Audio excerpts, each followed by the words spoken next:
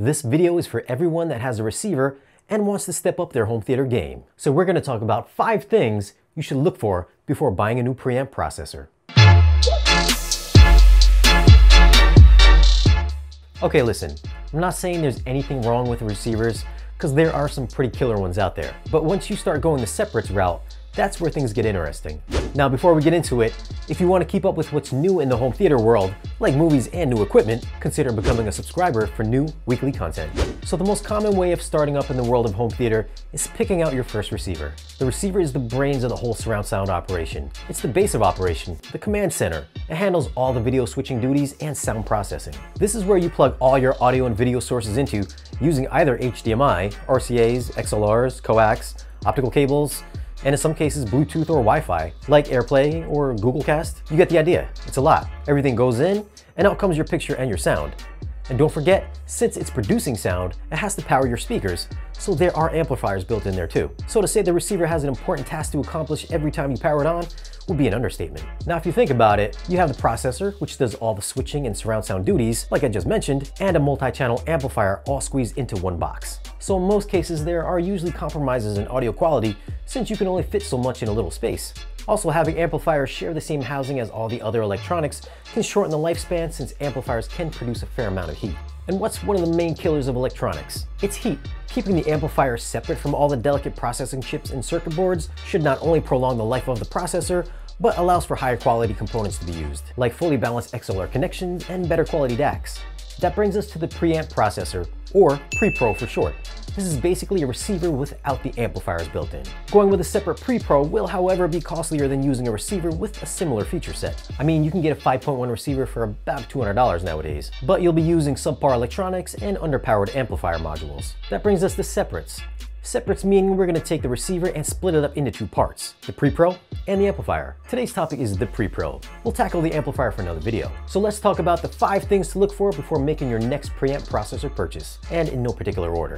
Number 1, see what kind of audio formats it supports. At minimum, it should at least have Dolby Surround, but the latest and most popular formats will be either Dolby Atmos and DTS:X, and to a lesser degree, Aural 3D and IMAX Enhanced. These are the latest and greatest formats which will give you immersive audio, meaning sounds will actually come from above your listening area, which leads us to number 2.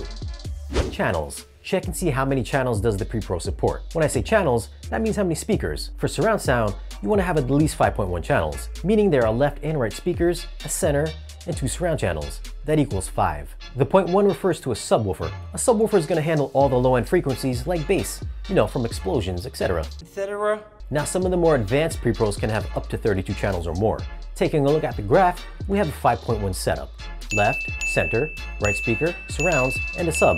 7.1 adds speakers to the back of the room, like you can see here. And then you have ceiling speakers. This is 7.1.4. When we say 7.1.4, the first number 7 refers to the number of speakers that are on the lower level, or bed channels. The 0.1 means subwoofers. It could be 0.1, 0.2, 0.3, or more. The 0.4 means height channels. How many speakers are producing sound above your head? 0.2, 0.4, 0.6? You get the idea. So depending on the size of your room, you might want to plan accordingly and find a Pre-Pro that can accommodate the number of speakers you need. Number 3.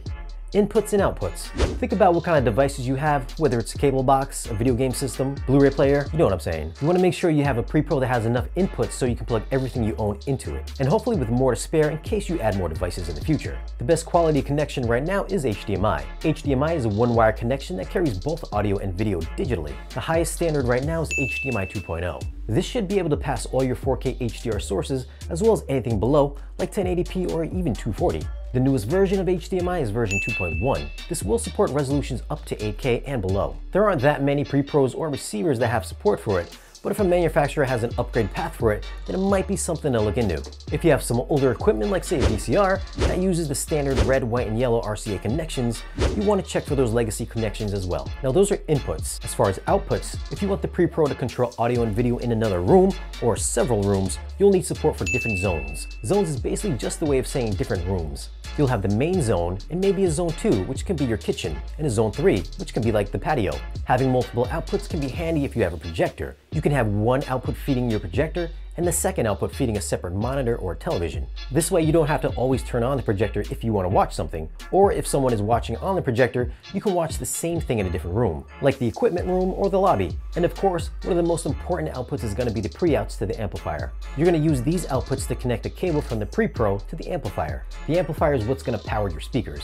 Remember, the Pre-Pro does everything except supply powers to the speakers. There's going to be two main flavors of pre-outs, balanced and unbalanced. Unbalanced will be your standard RCA connector, but it can be prone to noise and interference if you have a poor quality shielded cable.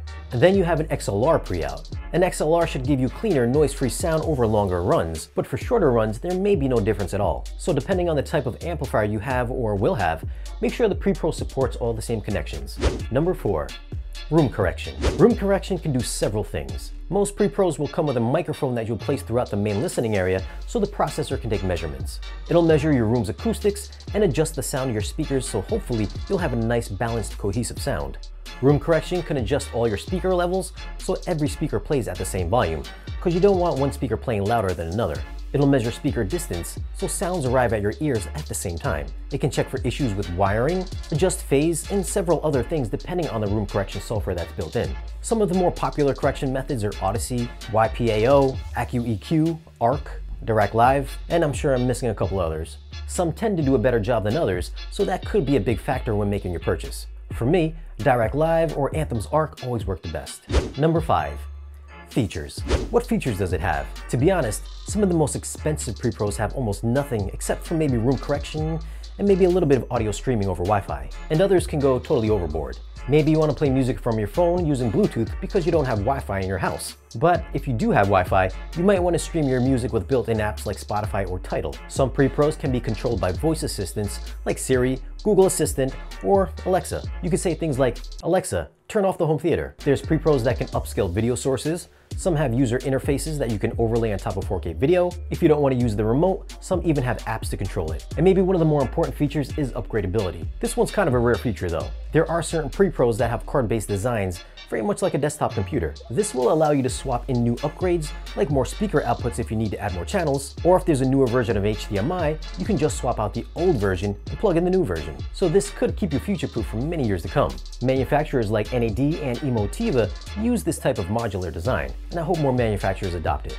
So that's our 5 things to look for before making your next preamp processor purchase. You know, come to think of it, you could probably use the same 5 things when buying a receiver. Alright guys, let us know in the comments what are the things you look for when buying a Pre-Pro. Follow us on social media, and if you want to support the channel, stop by our Patreon page. Don't forget to like and subscribe, and we'll see you guys again in the next video.